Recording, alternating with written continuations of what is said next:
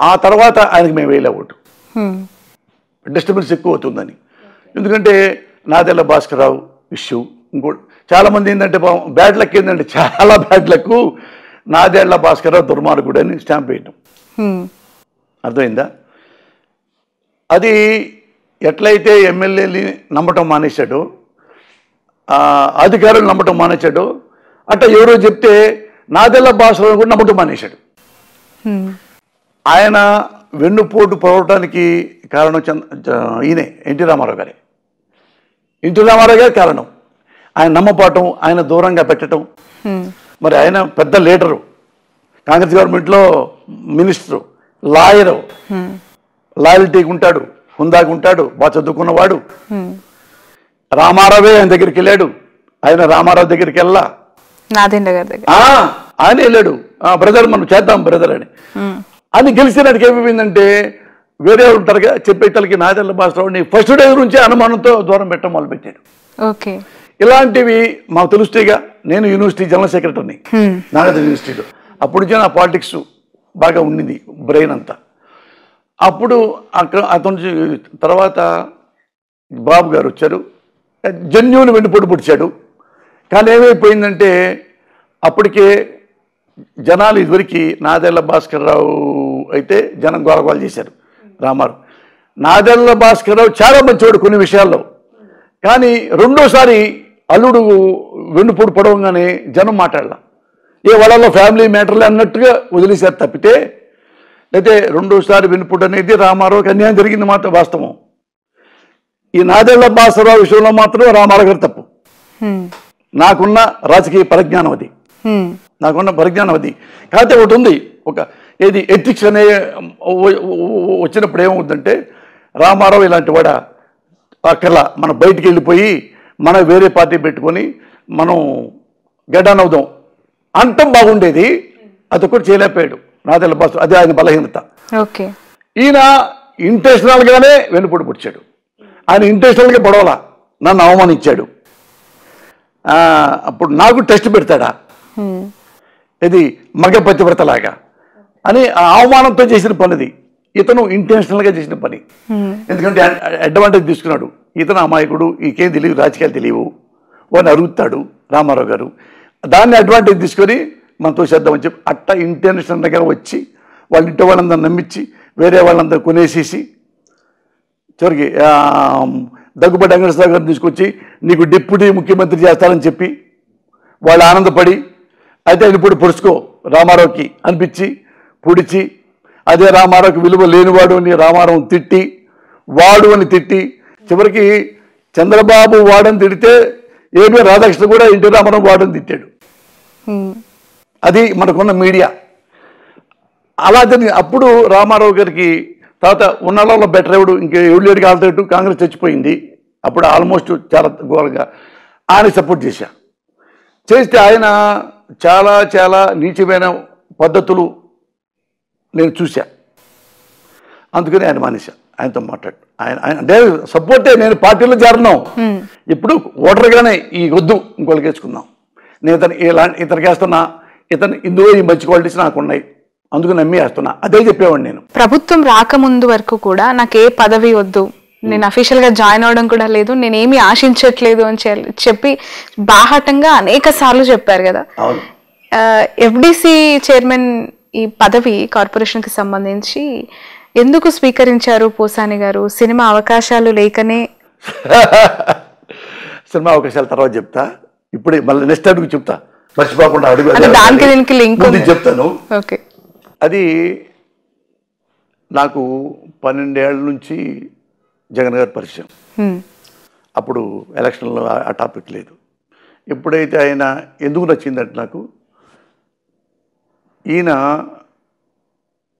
చంద్రబాబు రామారావు గారు ఇట్లా చేస్తాడని చెప్పి, యాక్చువల్గా ఏంది రామారావు గారు మీ పద్ధతి నాకు నచ్చలా, అందుకని నేను బయటికి వెళ్ళిపోతున్నా, నేను వేరే పార్టీ పెట్టుకుంటా, వెళ్ళిపోతే ఆడు మగోడు. అంతకుముందు అన్నారు కదా, ఎలక్షన్ ముందే ఉన్నాడు రామారావా, ఇది మా మామ నాకు టికెట్ ఇస్తే మా మామను ఓడిస్తా, ఎందుకేం తెలుసు రాజకీయాలు పాలిటిక్స్ స్పెల్లింగ్ కూడా తెలియదు, నేనే ఓడిస్తా ఇతన్ని అన్ని కారుకోతలు కూర్చున్నవాడు చంద్రబాబు నాయుడు. ఓడిపోయాడు, వచ్చి కాళ్ళ దండం పెట్టి చేరాడు. అక్కడ వెళ్ళి పోటు పట్టడం తప్పు. నీకు అతను అభిప్రాయ భేదం ఉంటే ఆయన పార్టీ, ఆయన ఎజెండా, ఆయన మేనిఫెస్టో, ఆయన గుర్తు, ఆయన ఆఫీసు, ఆయన జెండా నీదేం లేదు, నువ్వు బయటికి వెళ్ళు, ఊరు పార్టీ పెట్టుకో. అది చేసిన వాడు జగన్. అక్కడ నచ్చాడు నాకు. ఓకే. ఎందుకు వెళ్ళాడు? వాళ్ళ నాన్న చనిపోయాడు. చనిపోయిన తర్వాత వాళ్ళ నాన్న చనిపోవడం చూసి కొంతమంది చచ్చిపోయారు, 100 మంది చచ్చిపోయారు. హార్ట్ అటాక్ వచ్చేవాళ్ళు, బాధపడ్డవాళ్ళు చచ్చిపోయారు. చచ్చిపోయిన తర్వాత ఆయన వాళ్ళ అమ్మగారు వాళ్ళ చెల్లెల్ని తీసుకొని ఢిల్లీ వెళ్ళి సోనియా గాంధీ గారితో, మేడం మా నాన్న చనిపోయారు కదా, అందుకని మేము ఓదార్పు యాత్ర చేస్తాను, వాళ్ళ ఇళ్ళకెళ్ళి చేసి వస్తానంటే, ఈలోపు ఆమెకి ఇక్కడ వాళ్ళు చెప్పేశారు, లేదు మేడం ఇతను ఆల్రెడీ సీఎం వాళ్ళ కోరిక ఉంది, అదేదో ఓదార్పు యాత్ర కాదు, ఆ వంకతో ఈ తిరుగుతున్నాడు అన్నట్టు చెప్తే ఆమె నమ్మి వచ్చి జగన్మోహన్ రెడ్డి గారు ఏం చెప్పిందంటే, మీరు చేయక్కల్లా, మీరు యాత్రలు చేయక్కల్లా, తిరగక్కల్లా, ఓదార్పు యాత్ర చేయొద్దు, ఎవరెవరు చనిపోయారో వాళ్ళ కుటుంబాలని మన గాంధీ భవన్ పిలిపించుకోండి, అక్కడే ఓదార్చి పంపండి. అంటే ఏమండి, వాళ్ళు మా నాన్న కోసం చచ్చిపోయారండి, మా నాన్న కోసం చచ్చిపోతే, మా నాన్న చనిపోయాడని చనిపోతే వాళ్ళని గాంధీ ఆఫీస్కి పిలిచి టీ ఇచ్చేసి ఓ థ్యాంక్ యూ పంపిస్తారా? అది ట్రెడిషన్ అండి, అది తప్పండి. అది ఎవరో చచ్చిపోయారు ఇంటికి మనం వెళ్ళాలండి, పరామర్శలు మనం వెళ్ళాలి. అంటే నేను చెప్పింది చెయ్యి, డూ వాట్ ఐ సే అని చెప్పిన తర్వాత వాళ్ళ అమ్మగారు ఏదో చెబుతుంటే ఈయన లేచాడు పైకి లేపి, అమ్మ మేడం థ్యాంక్ యూ, వచ్చి ఈ రోజు నుంచి ఈ కాంగ్రెస్తో మనకి సంబంధం లేదు, నేనే కొత్త పార్టీ పెడతా. ఆయన వచ్చి కొత్త పార్టీ పెట్టాడు. ఎవరు చెప్పాడు, నేను మా నాన్న మా చెల్లెలు మేము ముగ్గురే ఉన్నాం, నేను పార్టీ పెడుతున్నా మా నాన్న పేరు మీద అని ఓదార్పు యాత్ర చేశాడు. అది నచ్చింది నాకు. ఈయనకి చంద్రబాబు కంపేర్ చేసుకున్నా, అరే ఇద్దరికి ఎంత తేడా ఉందాయా, ఈయనేమో సొంత మామనే వెండిపొడి పొడిచి చెప్పులతో కొట్టించి పదవి లాక్కొని విలువ లేనివాడు రామారావు అని చెప్పి వాళ్ళ కుటుంబాన్ని కూడా అన్పాపులర్ చేసి పెద్దగా ఉండాల్సిన దాన్ని కింద పెట్టాడో తను ముఖ్యమంత్రి అయిపోయాడు. ఈయన కాంగ్రెస్లో ఉంటే ఎంపీ అవుతాడు, కేంద్ర మంత్రి అవుతాడు, ఎక్కువ ఉంటే మంత్రి అవుతాడు, మళ్ళీ ముఖ్యమంత్రి అవుతాడు. ఇలాంటిది పోగొట్టుకొని ఎంత కష్టం ముఖ్యమంత్రి అవ్వాలంటే, కొత్త పార్టీ పెట్టి చాలా కష్టం కదా. ఈయన రామారావు గారిలాగా పెద్ద హీరో కాదు కదా, అంతకుముందు సినిమా పెద్ద రాజకీయ పరిజ్ఞానం కూడా ఎక్కువ లేదు కదా, రాజకీయాల్లో తిరగలేదు కదా. వాళ్ళని ముఖ్యమంత్రి అయినా ఏ ఒక్కరోజు అసెంబ్లీకి రాలేదు, ఏ ఒక్కరోజు సచివాలయానికి రాలేదు, వ్యాపారం చేసుకునేవాడు. అంత డెడికేషన్ అదా లేకపోతే డిఫికల్ట్ అవుద్దా అనుకుంటే ఈ పద్ధతులు నచ్చింది నాకు. ఇక్కడ సోనియా గాంధీ గారి దగ్గర మాటల విధానం నాకు నచ్చింది. అప్పటి నుంచి ఆయన దగ్గర వెళ్ళా. ఓకే. అప్పుడు నవ్వాడు ఆయన.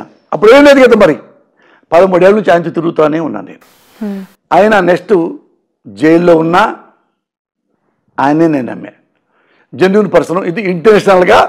ఎందుకంటే వైఎస్ఆర్ కొడుకు ఒక్కడే ఉన్నాడు గట్టోడు ఈ ఆంధ్రదేశంలో, పొలిటికల్గా ఉంటే గింటే వాడిని ఒక్కడు లేపేస్తే మనకి అడ్డు లేదు. చంద్రబాబు అబ్బాయి కొడుకు కూడా అడ్డు లేదు అనుకుని బొక్కలో పెట్టేశారు. ఎలా నవ్వుతూ లోపలికి వెళ్ళాడు, అలా నవ్వుతూ బయటకు వచ్చాడు జైల్లో వచ్చి తర్వాత ఎలక్షన్లో ఓడిపోయినా ఆయనతో మేము తిరిగాం. ఎందుకంటే ఈ లీడరు ఇతను ఎప్పటికైనా పైకి వస్తాడు, ఇతనిలో డెడికేషన్ ఉంది, కన్విక్షన్ ఉంది, కమిట్మెంట్ ఉంది, క్యారెక్టర్ ఉంది అని అది ఎక్కడ దీక్షలు వెళ్ళినా కానీ నేను కారేజ్కి వెళ్ళిపోయేవాడిని. నెక్స్ట్ ఎలక్షన్ వచ్చిన తర్వాత ఎలక్షన్స్లో నాకు పంపించాడు నా దగ్గరికి, మురళీకి ఏం కావాలి అడగవు, మురళీకి ఎమ్మెల్యే కావాలా, ఎంపీ టికెట్ కావాలా, ఎమ్మెల్సీ కావాలా, ఏమి ఎక్స్పెక్ట్ చేస్తున్నాడు అని ఇద్దరు, రెడ్డి గారు ఒక అతను వచ్చారు. ఇక్కడ ఎవరు వచ్చారు? సాక్షి నాగేశ్వరరావు తీసుకొచ్చాడు, మా ఇల్లు అడ్రస్ తెలియక. ఇట్లా ఎవరు వచ్చారు మాట్లాడడానికి? అదే రెడ్డి ఒక ఆయన, ఒక అతను ఎన్ఆర్ఐ, వాళ్ళు ఇప్పుడు కూడా అక్కడ ఉన్నాడు, సీఎం ఆఫీసులో ఉంటున్నారు. వాళ్ళు పెద్ద అంటే బాగా అడ్వైజ్ చేసేవాళ్ళు, బాగా పార్టీని నమ్ముకునేవాళ్ళు, శ్రేయోభిలాషులు వాళ్ళు, ఆయనకు ఆప్తులు. అయితే వాళ్ళనే పంపించారు. అది కాకుండా పీకే పంపించాడు, పీకే ప్రశాంత్ కిషోర్. నేను తెలియదు, ఆయన ఎప్పుడు మాట్లాడుకోలే. ఆయన నెట్లో కొట్టుకుంటూ చూసుకుంటూ నన్ను చూపించాడంట, ఇతను మీకు తెలుసా అని. తెలుసండి అంటే ఇతను తీసుకురండి అన్న అంట.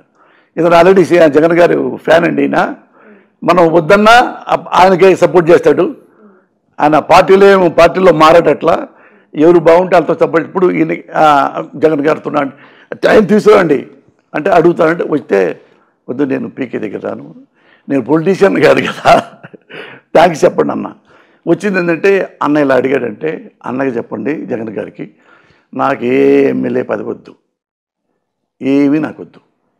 ఎందుకంటే ఒకసారి మా సినిమా కుటుంబ సభ్యుడు చిరంజీవి గారు పార్టీ పెట్టి నాకు తెలియకుండానే నేను డబ్బింగ్ చెప్తా ఉంటే ఆయన పేరు అనౌన్స్ చేశాడు.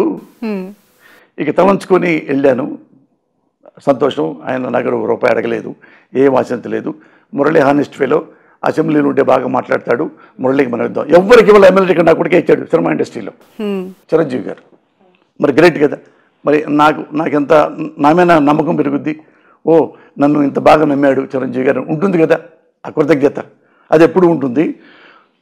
అయితే చెప్పి అన్న నాకేం వద్దని చెప్పండి, అన్నకి సర్వీస్ చేస్తా, ఆయన ఉన్నంతకాలం నేను సర్వీస్ చేస్తాను, నేను చచ్చిన పోయేంతకాలం సర్వీస్, ఎందుకంటే నచ్చాడు బాగా, నేను చచ్చిపోయేదాకా ఆయననే సర్వీస్ చేస్తా, అది తప్ప ఇవి నాకు వద్దు. కాదండి అన్న చెప్పాడు, పీకే చెప్పాడంటే వద్దు. పక్కన మీ ఫ్రెండ్ నాగేశ్వరరావు పక్కనే ఉన్నాడు, ఇప్పుడు ఆయన కూడా నవ్వుకుంటున్నాడు. అంతే వెళ్ళి చెప్పారంట, చెప్తే నవ్వాడంట ఆయన. నవ్వి మురళి అంతే అని తర్వాత గెలిచాడు. తర్వాత గెలిచిన తర్వాత నేను దానికి ప్రమాణ స్వీకారానికి వెళ్ళలేదు.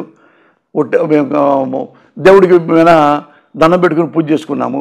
జగన్ గారు గెలిస్తే మీకు బట్టలు పెడతాను, ఇక్కడ సిటీలో ఉన్న అమ్మవారికి దేవుళ్ళ కంటే గెలవగానే అన్ని పట్టు చీరలు అవి కొనుక్కొచ్చి బట్టలు కొనుక్కొచ్చి గుళ్ళలో తిరిగి అందరికీ దేవుళ్ళకి అమ్మవారికి ఇచ్చి ఇంటికి వచ్చి అమ్మ డామును పడిపోయా కరోనా వచ్చింది. అప్పుడు దానికి కూడా వెళ్ళాల, ఏది మన ప్రమాణ స్వీకారం కూడా వెళ్ళలేదు. తర్వాత 3-4 సార్లు కబురు చేశాడు, నేను వెళ్ళలా, చాలా వెళ్ళపోతే ఆయన ఒకసారి సదర్ గారిని పిలిచి కొంచెం గట్టిగా మాట్లాడ, ఏమన్నా మురళిని తీసుకురాలేరా, నేను చెప్పానని చెప్పలేదా, అది ముఖ్యమంత్రి అయినా నన్ను గుర్తుపెట్టుకోకర్లా, ఆంధ్రదేశం మొత్తం చేతుల్లో ఉంటుంది కదా, ఎంతమంది లక్షలాది కార్యకర్తలు ఉన్నారు, నన్ను ఎందుకు గుర్తుపెట్టుకోవాలి, నాకంటే గొప్ప చాలా మంది ఉన్నారు, నేను ఆయన కోసం ప్రాణం ఇవ్వలేను, ప్రాణం ఇచ్చేవాడు కార్యకర్తలు ఉన్నారు, అయినా నన్ను ప్రేమించాడు, ఆయన నా కోసం ప్రాణం ఇచ్చేంతగా ఇష్టపడతాడు నేనంటే, నువ్వు ఎందుకు మీరు మురళి తీశారు సార్, మేము ఒకసారి వచ్చాడండి, నేను వస్తానని చెప్పి మళ్ళా ఫోన్ చేస్తే ఫోన్ కూడా ఎత్తలేదు, నేను ఇంటికి 2-3 సార్లు చేశానంటే కొద్దిగా పర్జెంట్ పని ఉంది వెళ్ళానన్నా, మళ్ళీ వస్తానని చెప్పి వెళ్ళాడు, ఇవన్నీ కాదన్నా అతను తీసుకురండి అంటే, సార్ ఆయన సజ్జల గారు ఫోన్ చేసి అరిచాడు, అయ్యా నన్ను తిడుతున్నాడు, అయ్యా నన్ను ఎరుతున్నాడు ఆయన, నువ్వు రా అన్న, కొద్ది పని ఉందన్న అంటే, అక్కడ నుంచి చల్లా మసూద్ రెడ్డి అని చెప్పి స్కిల్ డిపార్ట్మెంట్ చైర్మన్, ఇద్దరికి అడ్వైజర్ స్కిల్ డిపార్ట్మెంట్, ఆయన్ని నువ్వు అర్జెంటుగా విజయవాడ నుంచి హైదరాబాద్ వెళ్ళి మురళి కార్యక్రమం రాపో అన్నాడు సజ్జల గారు. వచ్చాడు మా ఇంటికి, చల్లా మసూదన్ రెడ్డి గారు వచ్చి అన్న తిడుతున్నాడు అన్న సీఎం గారు, నువ్వు వచ్చి ఒకసారి కనపడి చాలు అంటే, ఏదో అంట పెడతారని నాకు తెలుసు, నాకు పెద్ద ఇష్టం ఉండదు వాటి మీద, ఆయన అంటే ఇష్టం తప్ప వాటి మీద పదవుల మీద ఇంట్రెస్ట్ ఉంటే ఎప్పుడో ఏదో వచ్చేది నాకు. అయితే నువ్వు రాకపోతే ఆయన మమ్మల్ని మేము వెళ్ళం, ఆయన క్యాబిన్లోకి మేము వెళ్ళలేము ఇక అన్నాడు. అని కాదన్న కొంచెం నాకు పని ఉంది, ఏమయ్యా నువ్వు ముండోడు పోయితే ఆయన ఇంటికంటే జగన్ గారు, నువ్వు రాకపోతే మాత్రం మేము మరి మాకు ప్రాబ్లం అవుద్ది గుర్తుపెట్టుకో అని గట్టిగా మాడితే, అవునా అన్న నమ్మించా, అవునా అయితే పని చేస్తానన్నా, 2 రోజులాగి వస్తా, 2 రోజులాగి వస్తావు కదా, 2 రోజులాగి వస్తా, ఇలాగ 2-3 నెలలు రాలా, మళ్ళీ సజ్జల గారు ఫోన్ చేశాడు, ఇక్కడికి వచ్చాడు, ఇంటికి వచ్చా నా ఇంటికి పిలిచాడు, మురళి ఎంత ముఖ్యమంత్రి స్థానంలో ఉండి నీ గురించి గుర్తుపెట్టి అడుగుతున్నారంటే మనం ఉంటే ప్రేమ ఉండబట్టే కదా, నువ్వేదో సర్వీస్ చేసావని నీకు ఇవ్వటం కాదు, నువ్వు నచ్చావు, నువ్వు మంచి సిన్సియర్గా ఉంటావు, పిచ్చి పిచ్చి పనులు నేను చేయడు, హానెస్ట్గా ఉంటాడు, ఎగబడ్డావు జనాల దగ్గరికి వెళ్ళి, జనాలు తోసుకొని సీఎం దగ్గరికి వెళ్ళటాలు, జై అరవటాలు ఇట్లాంటివి చేయవు, మంచోడు కదా, చదువుకున్నాడువి, నువ్వు ఉంటే మరి పార్టీకి చాలా హెల్ప్ అయ్యావు కదా, నువ్వని మరి ఎందుకు సర్వీస్ చేసావు, నువ్వు ఎందుకు సర్వీస్ ఎందుకన్నా, మంచి మనిషి కాబట్టి చేశాను, మరి నువ్వు మంచి మనిషి అయినా రమ్మంటున్నాడు అన్నాడు. అవునా అన్న, అయితే టైం ఇలేనా ఆలోచించుకొచ్చి మళ్ళీ వస్తాలే అన్న, అనగా చెప్పండి అన్న అనిలోపు ఈలోపు వాళ్ళు లేరు చెప్పాడంట. సరే వస్తారన్నాడు కదా, ఏమి ఏమి కావాలో అడిగి చూడండి ముందుగానే అంటే ఆయనకి ముందు వీళ్ళు ఫైల్ పెట్టారంట. వేరే ఇంకో చైర్మన్ది. అది చూసి అది పక్కన పడేశాడంట. ఇది మురళికి సరిపోదు, పెట్టండి కాదు, మురళి లెవెల్కి ఉన్నది పెట్టండి. మనకి లెవెల్ ఉందో నాకు తెలియదు, మురళి ఎలా ఆ లెవెల్లో ఉండాలి, మురళి సర్వీస్ చేయడానికి ఉపయోగపడుతుంది. అది వద్దు అని ఫైల్ పక్కన పడేశాడు. ఆయన ఏమయ్యా నువ్వేంటి అసలు నో అంటావా చెప్పు, ఎస్ అంటా చెప్పు. అన్నీ ఇష్టం లేదన్నా నాకు, ఆ మాట నువ్వు సీఎం గారికి చెప్పు అని పోయి సీఎం గారికి పోయి చెప్పంటే సరే అన్న అంటే ఆయన పక్క నుండి సీఎం గారు ఆఫీస్ బయట నుంచి మాడుతున్నాను రమ్మన్నాడు. రేపు వస్తారన్న ఇది తప్పలా అన్అవైలబుల్. అప్పుడు ఫస్ట్ టైం నేను కలిసింది ఎలక్షన్ ముందు తర్వాత. వస్తే కరెక్ట్గా వెళ్ళి కూర్చో మై డియర్ పోసాని కృష్ణమురళి పెట్టాడు, కూర్చోబెట్టాడు. ఏంటి ఏంటి అన్నాడు. ఏముందన్నా ఏం లేదు. ఎందుకు నువ్వు అది అంటావు ఇది అంటావు, నీకేం కావాలి చెప్పు, మాకు తెలియదు ఇదే అన్నాడు సీఎం గారు. నీకు ఏవైతే నీకు ఇంట్రెస్ట్ సర్వీస్ బాగా చేయగలవు, ఇంకా నువ్వు చదువుకున్నావు కదా, నువ్వు ఎంఏ చదివావు కదా, నాకు యూనివర్సిటీ కదా, ఎంఫిల్ తీసావు కదా, అవన్నీ చెప్తున్నాడు.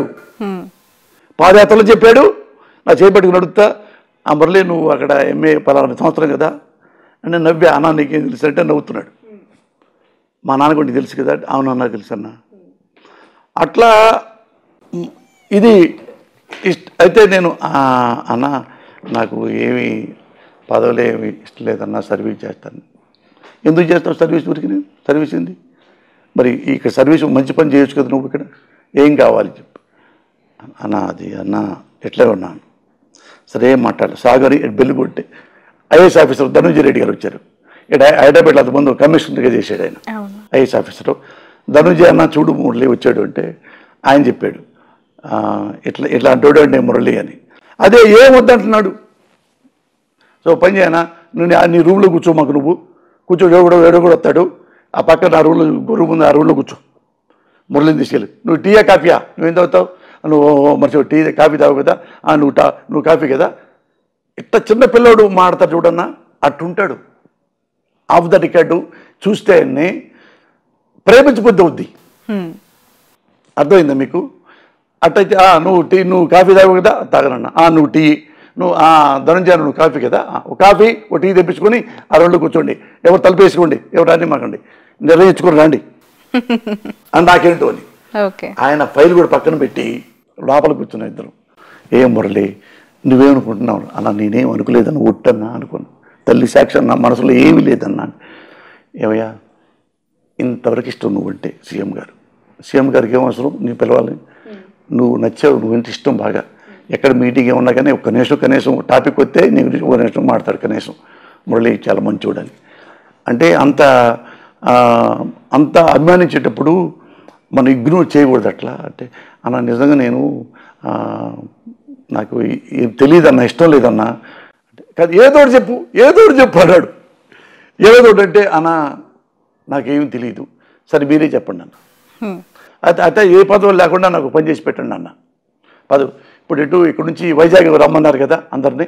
వైజాగ్ వస్తే స్టూడియోలు కట్టుకోవచ్చు, మీరు స్టూడియో స్థలం ఇస్తాం, ఉండడానికి స్థలం ఇస్తాం ఉన్నారు కదా. అందుకని ఏంటంటే మా పిల్లలు కూడా ఉన్నారు, నా కొడుకులు ఉన్నారు, మేము అందరితో పాటు మాకు కూడా ఒక స్టూడియో ఇవ్వండి, మీ స్టూడియో కట్టుకుంటాను. అది మామూలుగానే వస్తుంది. నువ్వు అడిగేది ఏముంది, నువ్వు క్వాలిఫైడ్ అనుకో నీకే వస్తాను. నువ్వు 35 ఏళ్ళ నుంచి ఇండస్ట్రీలో ఉన్నావు. మా చిరంజీవి గారు అడిగితే చిరంజీవి గారికి ఇస్తాం, నువ్వు అడిగితే నీకు ఇస్తాం. దాని కొత్తగా మేము చేసే మెహర్బానీ ఏముంది? అప్లికేషన్ పెట్టి నువ్వు క్వాలిఫైడ్ కదా, 100 సినిమాలు చేసావు, 500 సినిమాలు పైన హీరో యాక్ట్ చేస్తున్నావు, హీరోకి చేసావు, డైరెక్టర్వి, ప్రొడ్యూసర్వి, నీ క్వాలిఫికేషన్ ఉంది కదా, దాన్ని మేమే ప్రత్యేకంగా నీకు దానం చేయక్కర్లా అని అంటే అసలు మీరే ఆలోచించుకోండి అన్న, ఆలోచించి మీరే నిర్ణయం తీసుకోండి అన్న, నేను చేస్తాను, నాకే తెలియదు అన్న. అంతేనా కదా? అంతే సార్ నువ్వు వెళ్ళిపోను. వెళ్ళిపోయిన తర్వాత ఫోన్ చేస్తానంటే 3 నెలలు నేను ఫోన్ ఎత్తలా, వద్దనుకొని. ఇవన్నీ ప్రమాణ సాక్షి శ్రావణి, నువ్వు ఎంక్వైరీ చేసుకో కావాలంటే. ఇందులో ఒక మాట తేడా వచ్చిన 2-3 నెలలు నేను ఫోన్ ఎత్తట్లా, సద్దర్ గారిది కూడా. కాకపోతే అవి సద్దర్ గారు మా ఇంటికి వచ్చాడు. అన్నా బాగున్నారా ఏం చేస్తున్నావు ఇంట్లో, ఇక్కడ ఇల్లు మారేమన్నా, టీ తాగడానికి వస్తావన్నా, ఒకసారి ఇల్లు చూడన్నా అన్న. వచ్చి ఇక్కడ గంట కూర్చున్నాడు ఈ ఇంట్లో. కూర్చొని మురళి మా సీఎం గారు ఇట్లా చేయి మురళి, ఎందుకంటే నువ్వు మంచి సర్వీస్ చేస్తావు మురళి, నీకు ఏమి ఇచ్చినా కానీ మంచి సర్వీస్ చేస్తావు నువ్వు, అందుకని అది ఒకటి ఉంది, నువ్వేదో ఊరినే నువ్వు సర్వీస్ చేసావని చెప్పి నీకు గిఫ్ట్గా ఇవ్వటం కాదు, నువ్వు సిన్సియర్గా చదువుకున్న వాడివి కదా అన్నాడు. అంటే సరే మీరే ఆలోచించండి అన్న అని అది మళ్ళీ అయిన తర్వాత ఆయన అంటపడ్డాడు విజయ్ కుమార్ రెడ్డి అని ఆయన. అంటే మురళి ఇది మా సదరా గారు మేము కూర్చున్నాము, మేమంతా కూర్చొని ఇది ఎఫ్డీసీ, నువ్వు సినిమా ఇండస్ట్రీ పడేవి కదా, ఎఫ్డీసీ చైర్మన్, నువ్వు అక్కడే పుట్టి పెరిగినోడి కాబట్టి ఎఫ్డీసీ అయితే నీకు బాగుంటుంది, ఒక మంచి కేటగిరీ క్యాబినెట్ రేంజ్లో ఆ లెవెల్ నువ్వు అయితే బాగుంటుందని డిసైడ్ అయిపోయాము. అది నా దగ్గర ఫైల్ వచ్చింది, ఆల్రెడీ జీవో వచ్చింది అన్నాడు. అన్న టైం అన్న జీవో గీవో వద్దన్న అటు అనొద్దన్న, మీరు అనౌన్స్ చేయదు. అదేంటి ఇప్పుడు అనౌన్స్ చేయాలా, మన టీవీలో మీడియాకి ఇవ్వాలి, ఇప్పుడు మధ్యాహ్నం ఇస్తా అన్నాడు. అన్న మీకు దండం పెడతా 3 రోజులు ఆగండి, ఎందుకంటే సీఎం గారితో నేను వేరే మాట్లాడుకోవాలి, అప్పుడు తర్వాత సీఎం గారితో మాట్లాడుకుంటే ఇంకేం మాట్లాడుకుంటావు నువ్వు, మాట్లాడుకుంటే అప్పుడు నీకు ఇస్తానన్న. ఆ 3 రోజులు అంటే వెళ్ళను కదా ఎట్టుకుడి, నేను వెళ్ళా. ఇక ఆయన ఫోన్ చేయటం మొదలుపెట్టాడు, నేను ఎత్తట్లా. ఎత్తపోతే వాళ్ళు రైతుకు ఏం చేశారు చెప్పంటారా, నాకు తెలియకుండా, అది మా అమ్మ మా నాన్న సాక్షి, నాకు తెలియకుండా ఎమ్మటే టీవీలో వచ్చేసింది, జీవో ఇచ్చేసారు. టీవీలో అది జీవో ఇచ్చి నా బొమ్మ ఆయన బొమ్మ వేసి పెద్ద ప్రాపగాండ చేశారు. అరే అంటే నేను అసలు నేను అనౌన్స్ చేద్దానా, నేను తర్వాత చెప్తాను, ఆయన ఫోన్ చేస్తాంటే ఎత్తడు మానేశాను నేను. ఆయన అలిగాడు. ఎందుకంత అయిష్టత చూపించారు?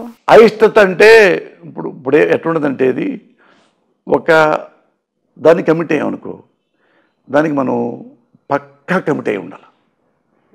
ఏదో టైంపాస్కి ఒకరోజు వచ్చేసి సంతకం పెట్టుకొని డబ్బులు తీసుకొని మనం 2-3 నెలలు ఆగి అవి మన చేత కాదు. ఇప్పుడు నంది అవార్డులు ఇవ్వాలంటే చాలా కష్టం. జెన్యూన్ జడ్జీలను ఎతకాలి, జెన్యూన్ కథలను ఎతకాలి, జెన్యూన్ సినిమాలను ఎతకాలి. వీటిలో ఒక్కడు కూడా ఒక చిన్న తప్పు బెస్ట్ కమెడీని ఇతరులకు ఇవ్వకుండా ఇంకోటికి ఇచ్చినా అది మన మీద పడుద్ది.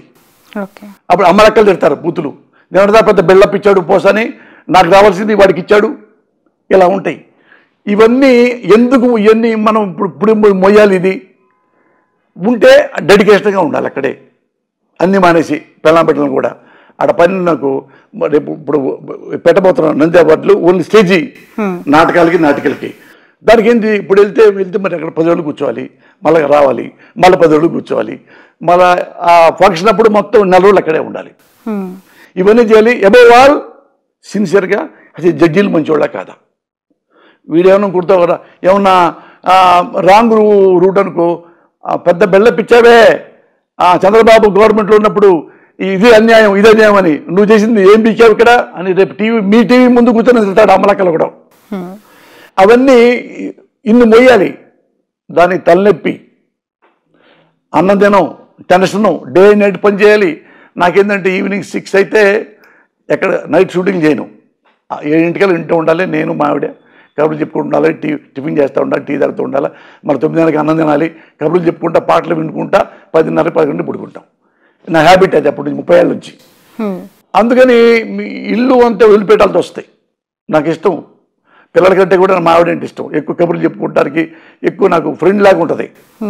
ఏమన్నా కానీ సరా కరెక్ట్ చెప్పి చదువుకున్నాము కదా తను కూడా, అట్లా నాకు దగ్గరగా ఉంటుంది, మనసుకి అభిప్రాయాలకి దగ్గరగా ఉంటుంది, కన్విక్షన్స్కి దగ్గరగా ఉంటుంది. అందుకని నాకు ఇంట్లోనే నాకు పెద్ద అమెరికా అదిష్టం.